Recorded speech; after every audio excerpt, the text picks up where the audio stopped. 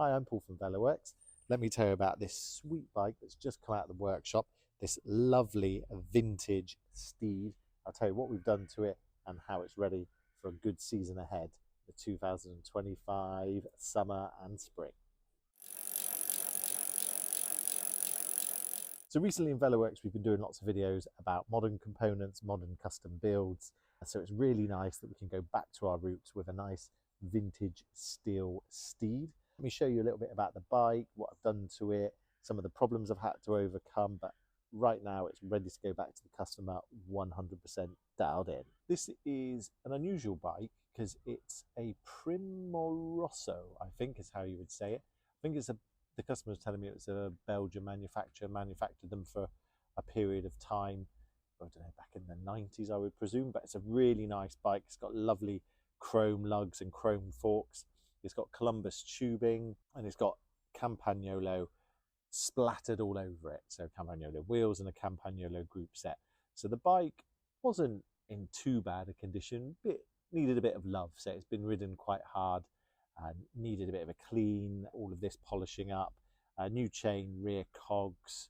I wanted to replace the front chainring, but I'll come back to why I didn't do that. It's not that bad, but it's something I did want to do, but it's not possible at the moment. But it's generally come up really nice. So the main thing that has needed to have happened is been stripped down. The headset was super loose, so we've sorted that out, re-greased the Italian bottom bracket, as mentioned, new chain and cassettes, serviced the wheels, the hubs, set up the brakes and set everything up.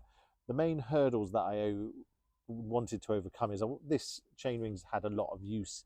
It's not that bad, it's not making a noise when the chain goes on it, but one of the issues you have with putting a new chain on old cogs, especially in the front, is the gaps, if they're worn on the chain rings, can be bigger than the gaps on the chain, on the new chain, so it can make a noise. This is actually not that bad, but I thought, well, let's give it a go at replacing the front chainring.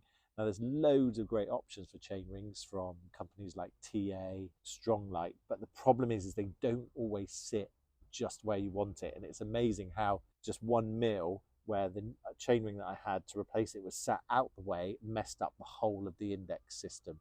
So it wasn't then within Campagnolo's specification for how they want things set up.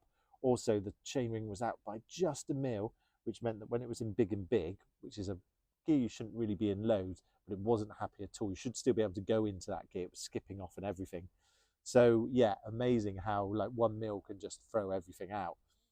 And basically that's just because the replacement chainring was just machined in a way where it just sits out a bit. And I know this, and I'm hesitant to go down the route because it means buying a chainring, seeing if it works, and then if it doesn't work, we just have to have the chainring as stock, which isn't a problem. And some it works fine, but for this we put the original Campagnolo chainring on. That's fine. You can't get a replacement for that, because if I could, then I would have got that as a straight swap. But it's all good to go. It works really well, and the indexing is lovely. Another hurdle I had to overcome was the rear derailleur. It needed to come off and be put in our ultrasonic cleaner, fully stripped and everything lubricated, just because it wasn't moving as well as it should. Sometimes if they haven't been used for a while, they won't move as well as they could. Also, this bolt had been replaced, so the main bolt that holds the cable, and it was too long, so that was restricting it coming down into the smallest cog, because you can't see it, but inside the bolt was basically restricting the derailleur. So that's been cut and everything's really good to go.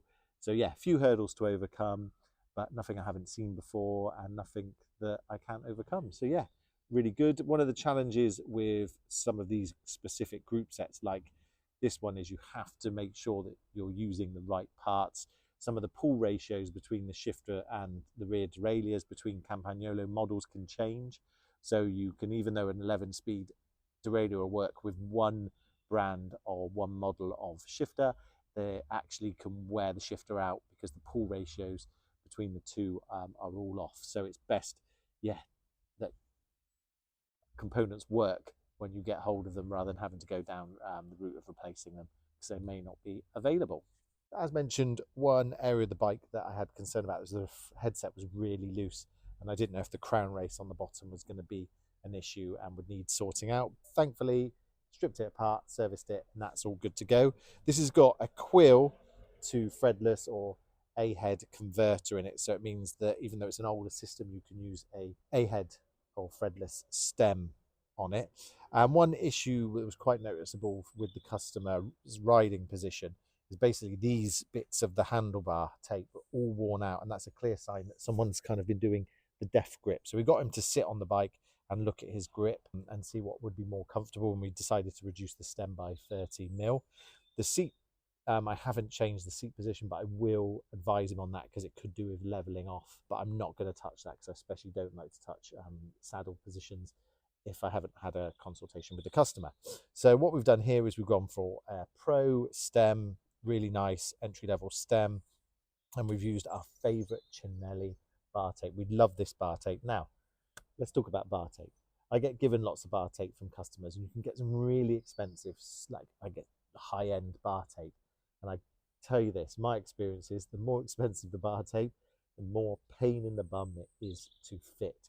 So bar tape gets stiffer. Once it's on, it's really nice, but it takes forever. I always commit to the job, and I always like to do bar tape really well. I think it's really important to sit on the bike and look at the bar tape as best as it can be, with everything as even as possible and at even distances from the stem, blah, blah, blah, blah, blah. But this bar tape is not super cheap. It's not super expensive, but it's super pliable. It's so easy to put on. I think it looks nice on any bike with the different colors, and it's just lovely. It's really grippy. I make sure that round by the shifters where the hands are going to be on the handlebars, the pressure points, that's kind of doubled over a little bit more, if that makes sense. So it's a bit thicker, and then spread out in the areas where it doesn't, your hands aren't on as much. So yeah, super comfortable, ready to go.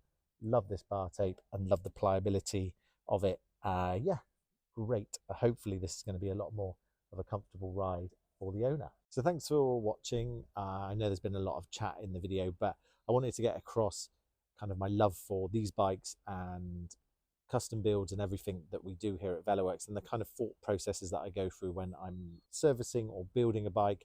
I really kind of look at it as a whole and make sure that everything is 100%, and if it's not safe, it doesn't go out the workshop until we find a solution. So this bike's ready to go. Hopefully the customer's going to enjoy it over the summer. Main advisories are going to be, we'll look at get him to level off his saddle if he wants, and just to treat the chrome regularly with a little bit of GT85 rubbed over, just to make sure water doesn't get in there too much, because that's been nice and polished, but too much riding, especially if there was salt on the roads or debris, it would start to corrode them. So a few little things to go on with, but as a whole, I've test ridden the bike and it is sweet. So thanks for watching, and please subscribe.